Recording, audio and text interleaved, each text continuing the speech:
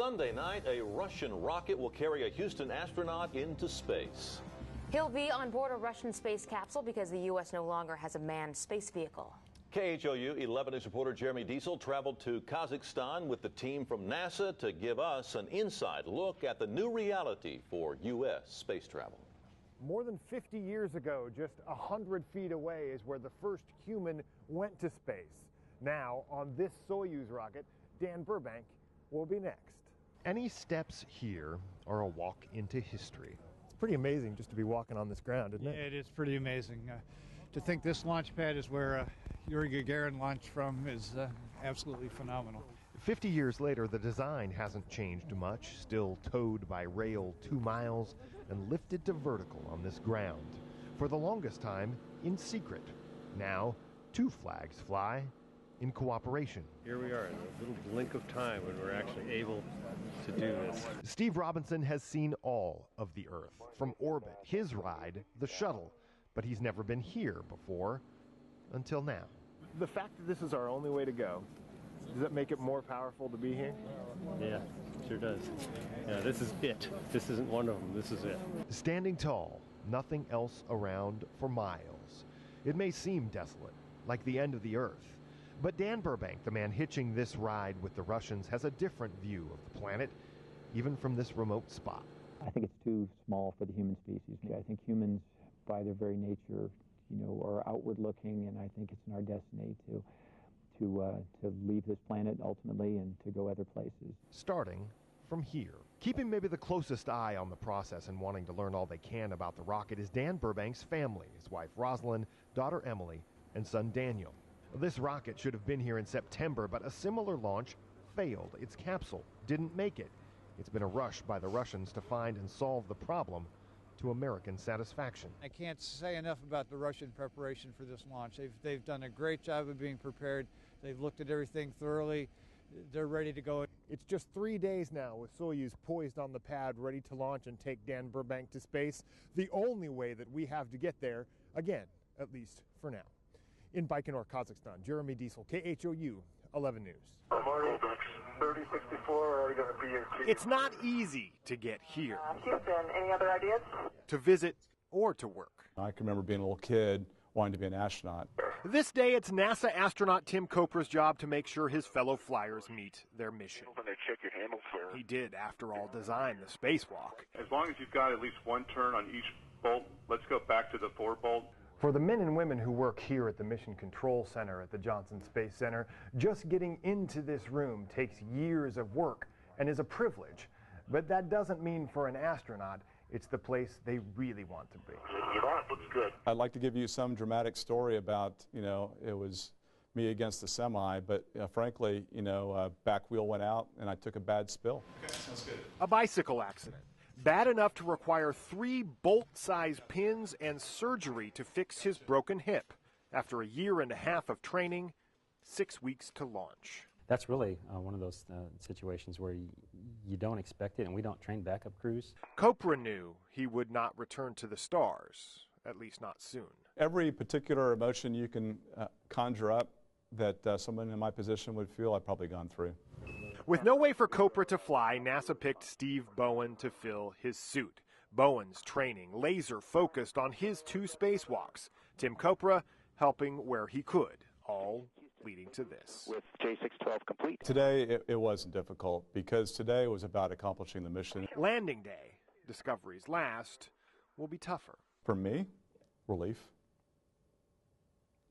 Safe mission, got it done, great team. Great job getting up and down. We'd like to confirm that the missing one in the air. Clear, and if it's not, in NASA's mission control, Jeremy Desel, 11 News. 10, 9, 8. Getting to space takes power. 5, we have Copra ready to start. Precision. And liftoff of Shuttle Endeavour. And patience. Our crew is well prepared, but it certainly hasn't been normal. The crew of STS-134 has endured adversity, seeing their mission pushed back by more than 6 months. Nothing like what came on January 8th. It was a shock to the whole crew. Gabby was a part of our crew as a spouse. Gabby is a congresswoman for the United States of America. she's an important person, but she's also, you know, my buddy's wife. Early on, there were reports that Congresswoman Gabrielle Giffords, the crew's commander, Mark Kelly's wife, was dead. Families' thoughts raced back to a crew family gathering not long before. And my daughter had spent some time with Gabby on a one-on-one level, and she was devastated. The news would get better.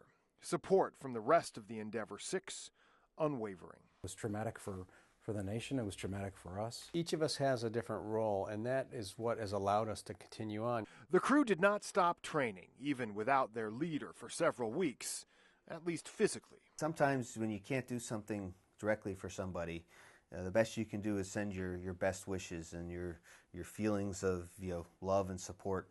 On every wrist now is a simple blue bracelet that will be carried to space. There's some solidarity there. We're thinking about Gabby. She's going through a tough time, so we're sending her, you know, our love, because we can't, you know, I'm not a neurosurgeon. I can't help her out in any other way except watch out after her husband and send our support. I think it's amazing that she survived. I think it's very unlikely that she could survive this gunshot wound, but I think it's even more miraculous the tenacity and the improvement that she's made in such short periods of time. Mark Kelly is poised to return to space with his crew. Giffords determined to be there to see them off. Our crew, that's who we are. We look out after each other. We look out after each other's families, and that's the only way that it can work. T-minus 3 weeks and counting. At the Johnson Space Center, Jeremy Desel, KHOU 11 News. And an American astronaut is on board for the first time since NASA retired the shuttle program. The Soyuz rocket blasted off from Kazakhstan early this morning, Russian time. KHOU 11 News reporter Jeremy Desel was there.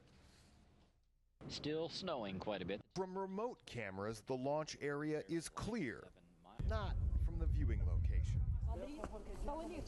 Russian media say it's never snowed like this on a launch day. I mean, you can't see much, so you're listening to the intercom and listening to what's going on. So Johnson Space Center employee John McBride and the rest of the Houston team hear it before they see it.